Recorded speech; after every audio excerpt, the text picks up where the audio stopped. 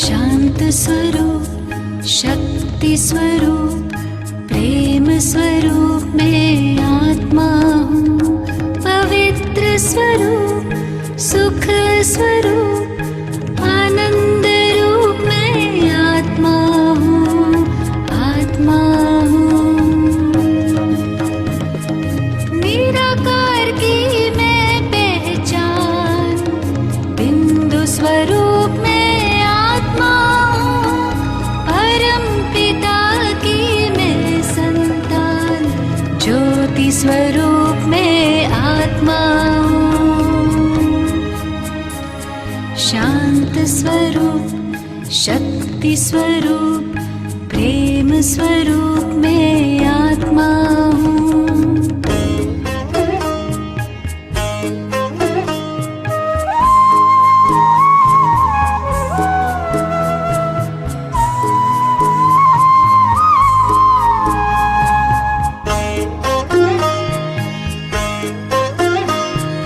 दीप में जैसे ज्योति है, सीप में जैसे मोती है, अंबर में जैसे तारे, फूलों में खुशबू होती है। भ्रिकुटी बीच में विराजमान, रूप अनूप में आत्मा हूँ। परम पिता की मैं संतान, ज्योति स्वरूप में आत्मा हूँ।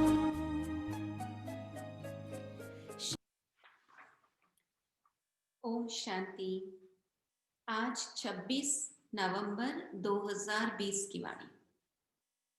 बाबा के मधुर महावाक्य। मीठे बच्चे, अपने कैरेक्टर्स सुधारने के लिए याद की यात्रा में रहना है। बाप की याद ही तुम्हें सदा सौभाग्यशाली बनाएगी। प्रश्न, अवस्था की परख किस समय होती है? अच्छी अवस्था किसको कहेंगे? उत्तर, अवस्था की परख बीमारी के समय होती है। बीमारी में भी खुशी बनी रहे और खुश मिजाज चेहरे से सबको बाप की याद दिलाते रहो, यही है अच्छी अवस्था। अगर खुद रोएंगे, उदास होंगे, तो दूसरों को खुश मिजाज कैसे बनाएंगे? कुछ भी हो जाए, रोना नहीं है। ओम शांति। 2 अक्षर गाए जाते हैं, दुर्भाग्यशाली और सौभाग्यशाली। सौभाग्य चला जाता है तो दुर्भाग्य कहा जाता है। स्त्री का पति मर जाता है तो वह भी दुर्भाग्य कहा जाता है। अकेली हो जाती है। अभी तुम जानते हो, हम सदा के लिए सौभाग्यशाली बनते हैं। वहां दुख की बात नहीं, मृत्यु का नाम नहीं होता है। विधवा नाम ही नहीं होता। विधवा को दुख होता है, रोती रहती है। भले साधु संत हैं, ऐसे नहीं कि उन्हें कोई दुख नहीं होता है। कोई पागल बन पड़ते हैं, बीमार रोगी भी होते हैं। यह है ही रोगी दुनिया। सतयुग है निरोगी दुनिया। तुम बच्चे समझते हो, हम भारत को फिर से श्रीमत पर निरोगी बनाते हैं। इस समय मनुष्यों के कैरेक्टर्स बहुत खराब हैं। अब कैरेक्टर्स सुधारने की भी जरूर डिपार्टमेंट होगी। स्कूलों में भी स्टूडेंट्स का रजिस्टर रखा जाता है।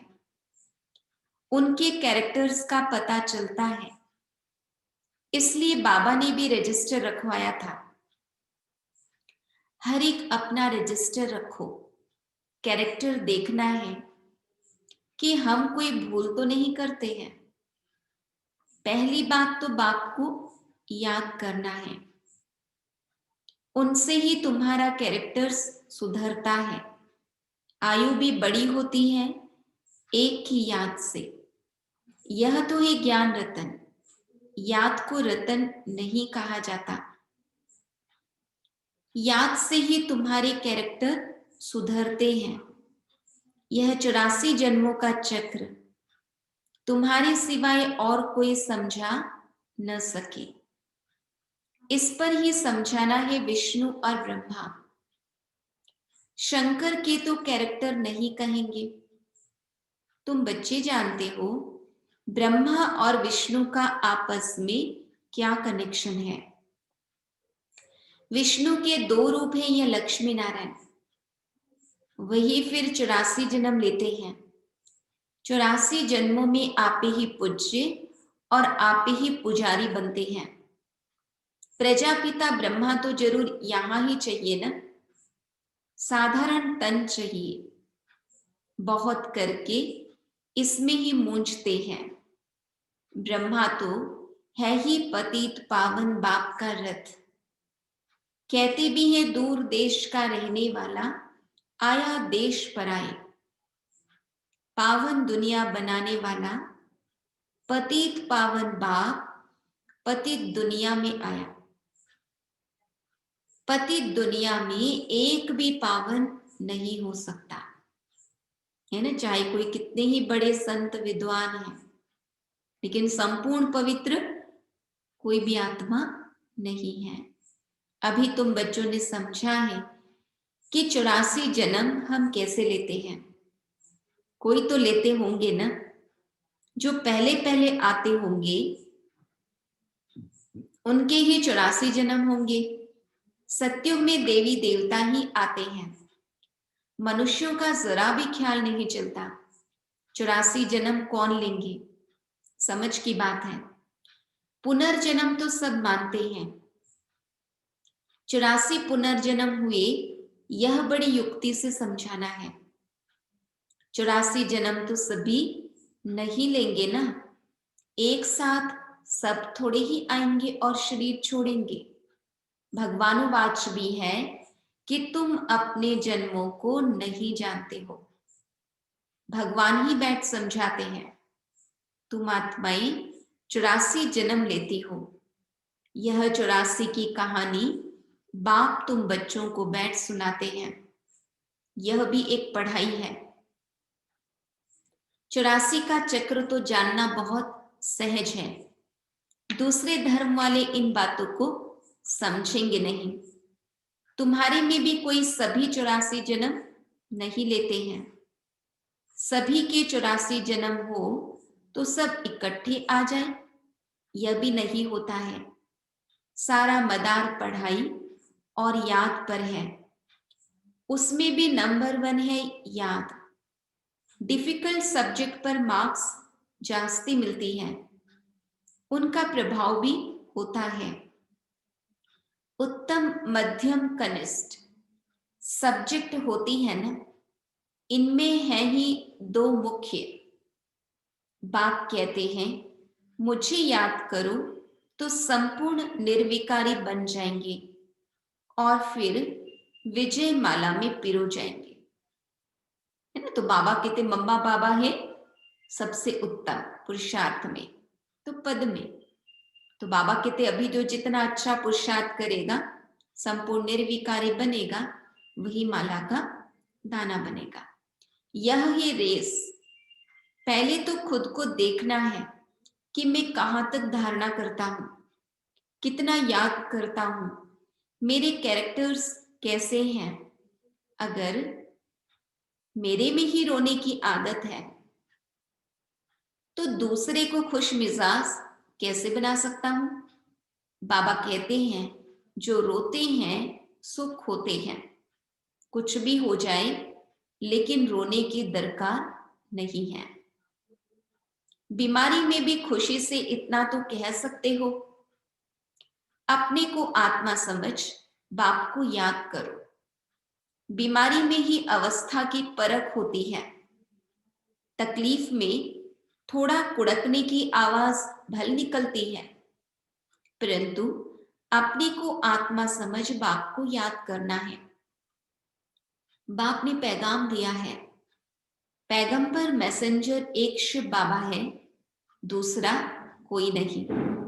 बाकी जो भी सुनाते हैं सारी भक्ति मार्ग की बातें। इस दुनिया की जो भी चीजें हैं सब विनाशी हैं। अभी तुमको वहां ले जाते हैं जहां टूट फूट नहीं। वहां तो चीजें ही ऐसी अच्छी बनेंगी जो टूटने का नाम ही नहीं होगा। यहां साइंस से कितनी चीजें बनती हैं, वहां भी तो साइंस जरूर होगी, क्योंकि तुम्हारे लिए बहुत सुख चाहिए, है ना। विज्ञान के जितने नए नए इन्वेंशंस आते हैं वो सुख सुविधा मनुष्य को देने के लिए। तो बाबा कहते वहां तो बहुत ही सुखदायी जीवन होगा, तो वहां भी विज्ञान के हर तरह के सुख सुविधाएं होंगी। तो बाबा कहते हैं, बाप कहते हैं तुम बच्चों को कुछ भी पता नहीं था। भक्ति मार्ग कब शुरू हुआ, कितना तुमने दुख देखा, यह सब बातें अभी तुम्हारी बुद्धि में है। देवताओं को कहा ही जाता है सर्वगुण संपन्न, फिर वह कलाएं कैसे कम हुई।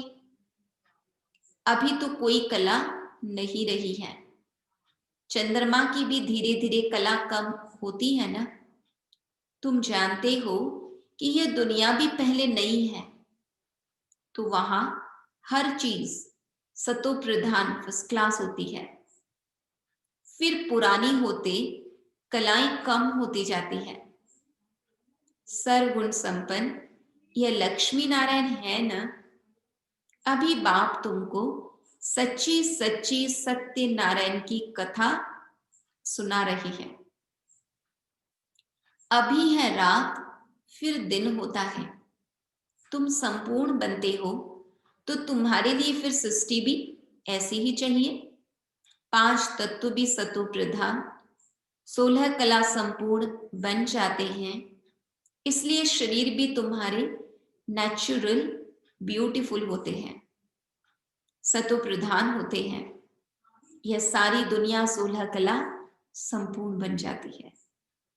बाबा कह रहे हैं कि सत्युग कैसा होगा। अभी तो कोई कला नहीं है। जो भी बड़े से बड़े लोग हैं अथवा महात्मा आदि हैं, यह बाप की नॉलेज उनकी तकदीर में ही नहीं है। उन्हों को अपना ही घमंड है। बहुत करके है ही गरीबों की तकदीर में। कोई कहते हैं इतना ऊंच बाप है, उनको तो कोई बड़े राजा अथवा पवित्र ऋषि आदि के तन में आना चाहिए। पवित्र होते ही हैं सन्यासी, पवित्र कन्या के तन में आए। बाप बैठ समझाते हैं, मैं किस में आता हूं। मैं आता ही उसमें हूं जो पूरे 84 जन्म लेते हैं, एक दिन भी कम नहीं। कृष्ण पैदा हुआ उस समय से 16 कला संपूर्ण ठहरा। फिर सतो रजो तमो में आते हैं। हर चीज पहले सतो प्रधान, फिर सतो रजो तमो में आती है। सतयुग में भी ऐसा होता है। बाबा कहते बच्चा सतो प्रधान है, फिर बड़ा होगा तो कहेगा अब हम यह शरीर छोड़ सतो प्रधान बच्चा बनता हूं। क्योंकि बच्चों को विकारों का ज्ञान ही नहीं होता है ना, इसलिए बच्चों को महात्मा कहा जाता। तो बाबा भी कहते बच्चे सतो प्रधान होते हैं। तुम बच्चों को इतना नशा नहीं है, खुशी का पारा नहीं चढ़ता है। जो अच्छी मेहनत करते हैं खुशी का पारा चढ़ता रहता है, शक्ल भी खुशनुमा रहती है। आगे चल तुमको साक्षात्कार होते रहेंगे। जैसे घर के नजदीक आकर पहुंचते हैं तो फिर वह घरवार मकान आदि याद आता है ना। यह भी ऐसे है।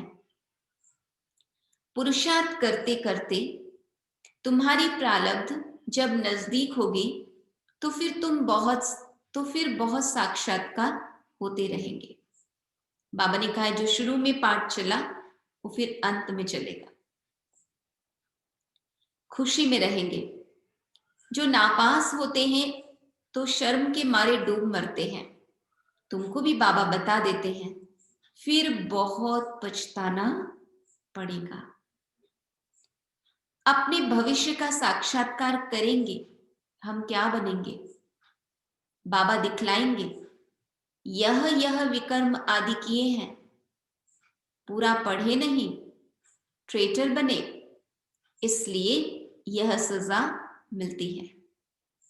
बाबा कहते सब साक्षात्कार होगा, बिगर साक्षात्कार सजा कैसे देंगे? कोर्ट में भी बताते हैं तुमने यह किया है, उसकी सजा है। जब तक कर्मातीत अवस्था हो जाए तब तक कुछ न कुछ निशानी रहेगी। आत्मा पवित्र हो जाती है, फिर तो शरीर छोड़ना पड़े, यहां रह न सके, वह अवस्था तुमको धारण करनी है। अभी तुम वापिस जाए, फिर नई दुनिया में आने के लिए तैयारी करते हो, है ना। आत्मा जाएगी परमधाम, लेकिन बाबा कहते जो शुरू वाली आत्मा है वो परमधाम टच करेगी और फिर तुरंत धरती पर सतयुगी दुनिया में पहले जन्म में आ जाएगी। तुम्हारा पुरुषार्थ ही यह है कि हम जल्दी जल्दी जाएं, फिर जल्दी जल्दी आएं। जैसे बच्चों को खेल में दौड़ाते हैं ना, निशाने तक जाकर फिर लौट आना है, तुमको भी जल्दी जल्दी जाना है, फिर पहले नंबर में नई दुनिया में आना है। तो तुम्हारी रेस है यह, स्कूल में भी रेस कराते हैं ना, तुम्हारा है यह प्रवृत्ति मार्ग। तुम्हारा पहले पहले पवित्र गृहस्थ धर्म था, अभी है विशियस, फिर वाइसलेस वर्ल्ड बनेगा। बाबा कहते भी विकारी दुनिया है, फिर निर्विकारी दुनिया बनेगी। इन बातों को तुम सिमरन करते रहो तो भी बहुत खुशी रहेगी। हम ही राज्य लेते हैं फिर गंवाते हैं। हीरो हीरोइन कहते हैं ना, हीरे जैसा जन्म लेकर फिर कौड़ी जैसे जन्म में आते हैं। अभी बाप कहते हैं तुम कौड़ियों पिछाड़ी टाइम वेस्ट मत करो। यह कहते हैं हम भी टाइम वेस्ट करते थे, तो हमको भी कहा अब तो तुम मेरा बनकर यह रूहानी धंधा करो, तो झट सब कुछ छोड़ दिया। पैसे कोई फेंक तो नहीं देंगे, पैसे तो काम में आते हैं। पैसा बिना कोई मकान आदि थोड़ी मिल सकता। आगे चल बड़े बड़े धनवान आएंगे, तुमको मदद देते रहेंगे। एक दिन तुमको बड़े बड़े कॉलेज यूनिवर्सिटीज में भी जाकर भाषण करना होगा कि यह सृष्टि का चक्र कैसे फिरता है। हिस्ट्री रिपीट होती है आदि से अंत तक, गोल्डन एज से आयरन एज तक। सृष्टि की हिस्ट्री ज्योग्राफी हम बता सकते हैं। कैरेक्टर्स के ऊपर तो तुम बहुत समझा सकते हो। इन लक्ष्मी नारायण की महिमा करो। भारत कितना पावन था, दैवी कैरेक्टर्स थे, अब तो विशियस कैरेक्टर्स है। जरूर फिर चक्र रिपीट होगा। हम वर्ल्ड की हिस्ट्री ज्योग्राफी सुना सकते हैं, वहां जाना भी अच्छे अच्छे को चाहिए। अब स्वर्ग में तो अच्छे संस्कार वाले, अच्छे चरित्र वाले ही जाएंगे, दैवी गुण वाले ही जाएंगे। जैसे थियोसॉफिकल सोसाइटी है, वहां तुम भाषण करो। कृष्ण तो देवता था, सतयुग में था। पहले पहले है श्री कृष्ण जो फिर नारायण बनते हैं। हम आपको श्री कृष्ण के 84 जन्मों की कहानी सुनाए जो और कोई सुना न सके। यह टॉपिक कितनी बड़ी है। होशियार को भाषण करना चाहिए। अभी तुम्हारे दिल में आता है हम विश्व के मालिक बनेंगे, कितनी खुशी होनी चाहिए। अंदर बैठ या जाप जपो, फिर तुमको इस दुनिया में कुछ भासेगा नहीं। यहां तुम आते ही हो विश्व का मालिक बनने, परमपिता परमात्मा द्वारा। विश्व तो इस दुनिया को ही कहा जाता है। ब्रह्मलोक व सूक्ष्म वतन को विश्व नहीं कहेंगे। बाप कहते हैं, मैं विश्व का मालिक नहीं बनता हूं। इस विश्व का मालिक तुम बच्चों को बनाता हूं। कितनी गुह्य बातें हैं। तुमको विश्व का मालिक बनाता हूं, फिर तुम माया के दास बन जाते हो। द्वापर से यहां जब सामने योग में बिठाते हो तो भी याद दिलानी है, आत्म अभिमानी हो बैठो। बाप को याद करो, 5 मिनट बाद फिर बोलो। तुम्हारे योग के प्रोग्राम चलते हैं ना, बहुतों की बुद्धि बाहर चली जाती है, इसलिए 5-10 मिनट बाद फिर सावधान करना चाहिए। अपने को आत्मा समझ बैठे हो, बाप को याद करते हो, तो खुद का भी अटेंशन रहेगा। बाबा यह सब युक्तियां बतलाते हैं, घड़ी घड़ी सावधान करो। अपने को आत्मा समझ बाबा की याद में बैठे हो, तो जिनका बुद्धि योग भटकता होगा वह खड़े हो जाएंगे।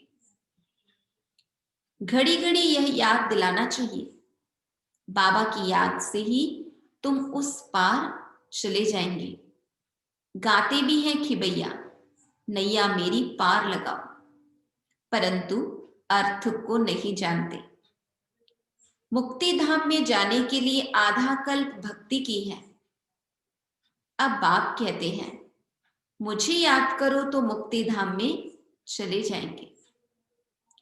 तुम बैठते ही हो पाप कटने लिए, तो फिर पाप करने थोड़ी चाहिए, है ना। एक तरफ पापों को भस्म करने का पुरुषार्थ करे और दूसरी तरफ और पाप करते जाए, ऐसा नहीं होना चाहिए ना। तो बाबा कहते हम तो पापों को काटने का पुरुषार्थ कर रहे हैं, तो फिर नए पाप न हो हमसे, इसका भी बड़ा अटेंशन रखना चाहिए, नहीं तो फिर पाप रह जाएंगे। नंबर वन यह पुरुषार्थ है, अपने को आत्मा समझ बाप को याद करो। ऐसे सावधान करते रहने से अपना भी टेंशन रहेगा, खुद को भी सावधान करना है। खुद भी याद में बैठे तब औरों को बिठाएं। हम आत्मा हैं, जाते हैं अपने घर, फिर आकर राज्य करेंगे। अपने को शरीर समझना यह भी एक कड़ी बीमारी है, इसलिए ही सब रसातल में चले गए हैं। उनको फिर सल्वेज करना है, बचाना है, उनकी सुरक्षा करनी है। अच्छा, मीठे मीठे सिकिलधे बच्चों प्रति माता पिता बाप दादा का याद प्यार और गुड मॉर्निंग। रूहानी बाप की रूहानी बच्चों को नमस्ते। हम रूहानी बच्चों की रूहानी बाप दादा को याद प्यार, गुड मॉर्निंग, नमस्ते नमस्ते नमस्ते। धारणा के लिए मुख्य सार, अपना टाइम रूहानी धंधे में सफल करना है, हीरे जैसा जीवन बनाना है, अपने को सावधान करते रहना है, शरीर समझने की कड़ी बीमारी से बचने का पुरुषार्थ करना है, कभी भी माया का दास नहीं बनना है, अंदर में बैठ जाप जपना है कि हम आत्मा हैं। खुशी रहे, हम बेगर से प्रिंस बन रहे हैं। वरदान, वाइसलेस की शक्ति द्वारा सूक्ष्म वतन व तीनों लोकों का अनुभव करने वाले श्रेष्ठ भाग्यवान भव। जिन बच्चों के पास वाइसलेस की शक्ति है, निर्विकारी पने की शक्ति है, बुद्धि योग बिल्कुल रिफाइन है। ऐसे भाग्यवान बच्चे सहज ही तीनों लोकों का सैर कर सकते हैं। सूक्ष्म वतन तक अपने संकल्प पहुंचाने के लिए सर्व संबंधों के सार वाली महीन याद चाहिए। यही सबसे पावरफुल तार है। इसके बीच में माया इंटरफियर नहीं कर सकती। सर्व संबंधों के सार वाली महीन याद। बाबा ने कहा इसके बीच माया इंटरफियर नहीं कर सकती। तो सूक्ष्म वतन की रौनक का अनुभव करने के लिए स्वयं को वाइसलेस की शक्ति से संपन्न बनाओ। वाइसलेस की शक्ति द्वारा सूक्ष्म वतन व तीनों लोकों का अनुभव करने वाले श्रेष्ठ भाग्यवान भव। श्लोगन: किसी व्यक्ति, वस्तु व वैभव के प्रति आकर्षित होना ही कंपेनियन बाप को संकल्प से तलाक देना है। किसी व्यक्ति, वस्तु व वैभव के प्रति आकर्षित होना ही कंपेनियन बाप को संकल्प से तलाक देना है। इसलिए बाबा कहते बुद्धि का आकर्षण एक भाव के प्रति, किसी व्यक्ति, वस्तु, वैभव की तरफ बुद्धि का आकर्षण ना हो, इसका बहुत ध्यान रखना है। ओम शांति।